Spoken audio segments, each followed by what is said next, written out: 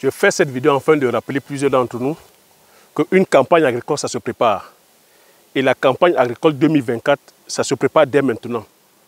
Et avec l'actualité, on se doit, qu'aujourd'hui, plus que jamais, d'être vraiment dans l'action. Au-delà des commentaires, l'actualité nous amène aujourd'hui d'être dans l'action.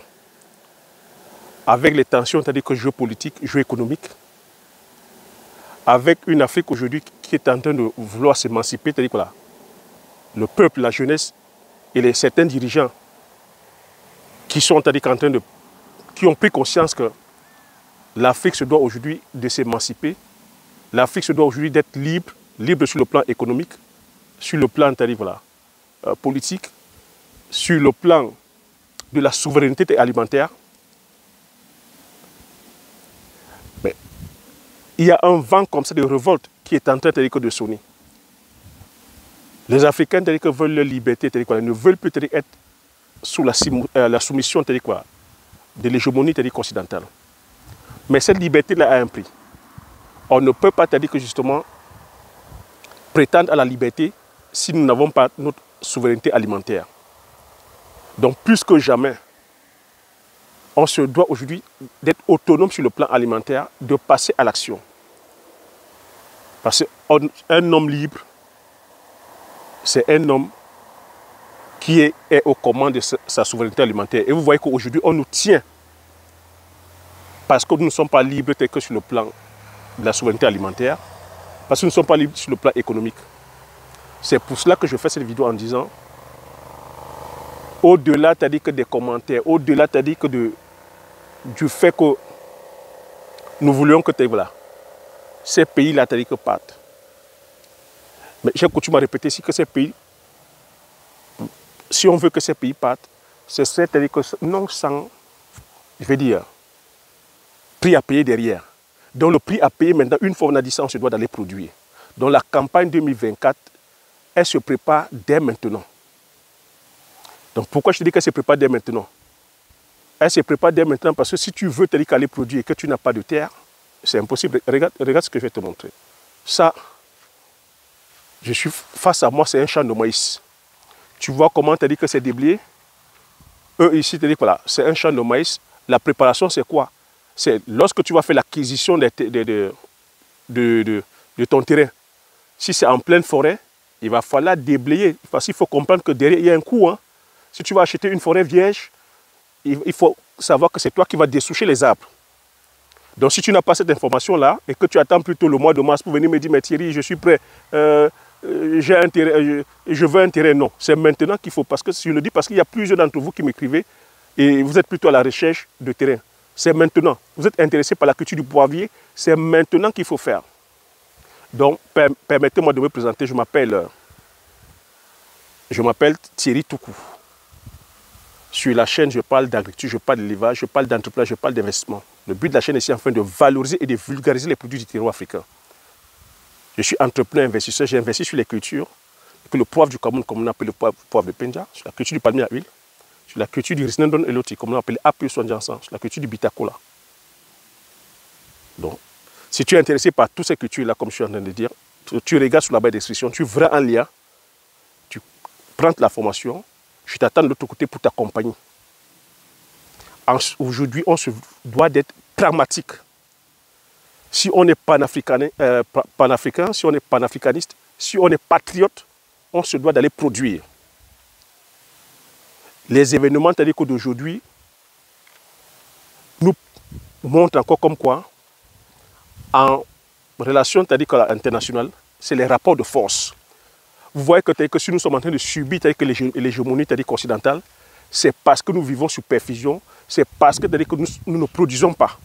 C'est parce que nous n'avons pas de souveraineté alimentaire. Et un peuple qui n'est pas souverain sur le plan alimentaire, qu'est-ce que tu vas faire? Tu vois, en ce moment, c'est les sanctions. Lorsqu'on supprime les vivres, lorsqu'on met l'embargo sur tout, les médicaments, sur tout, tu fais comment? Tu es obligé de fléchir, tu es obligé de plier, tu es obligé de subir, tu es obligé justement de danser la danse de celui qui a le pouvoir. Le pouvoir aujourd'hui est économique. Vous voyez que tous nos pays africains vivent sous assistance, sous les aides. Et ces aides-là, aujourd'hui, on a compris que ça n'aide pas nos États.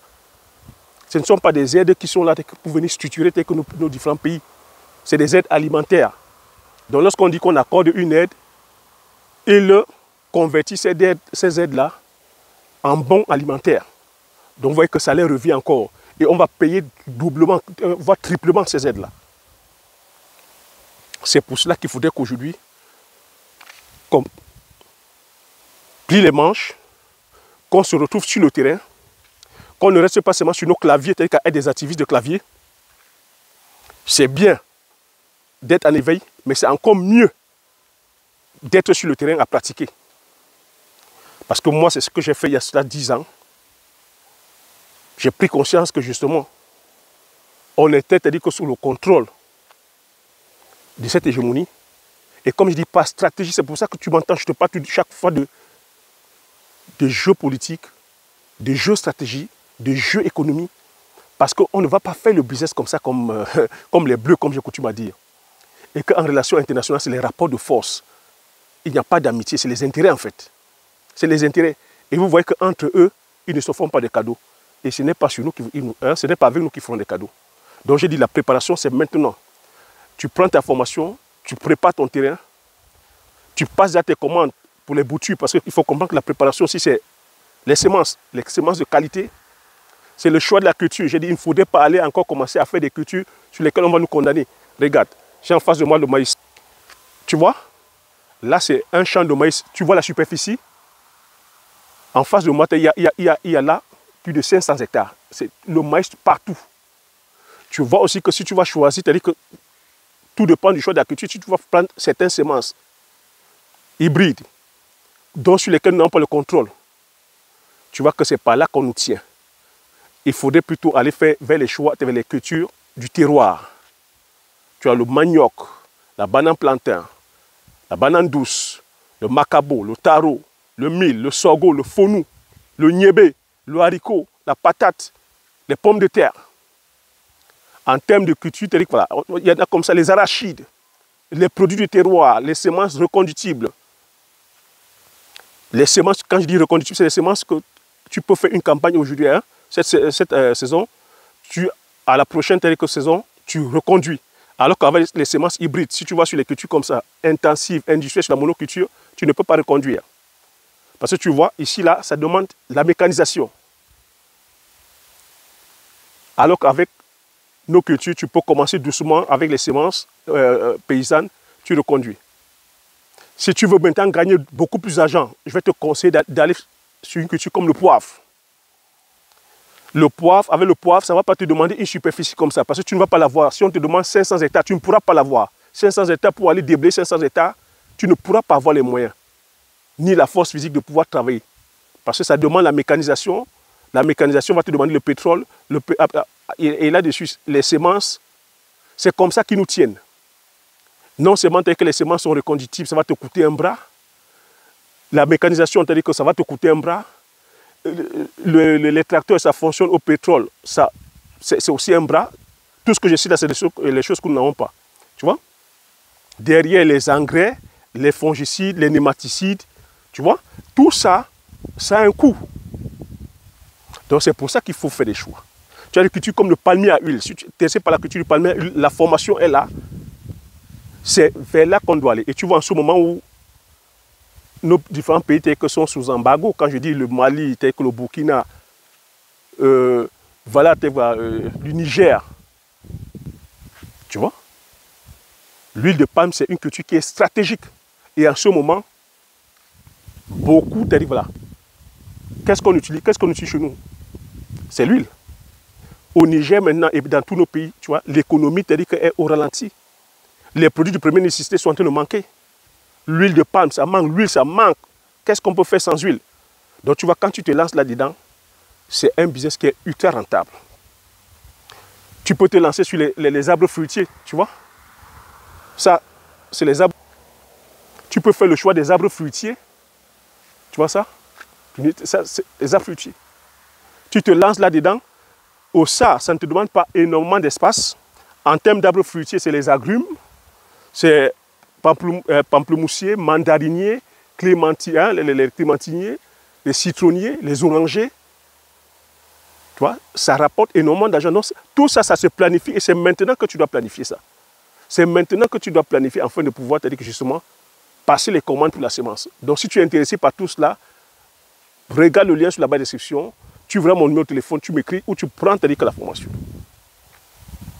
Je dis, ça se prépare, une campagne, ça se prépare. Regarde. Et ça, c'est ce qu'on appelle la richesse. Évitons d'aller faire ces business qui enrichissent plutôt, c'est-à-dire que les Occidentaux, qui enrichissent plutôt les autres. Vous voyez, en ce moment, lorsqu'on met l'embargo, qu'est-ce que tu peux encore faire?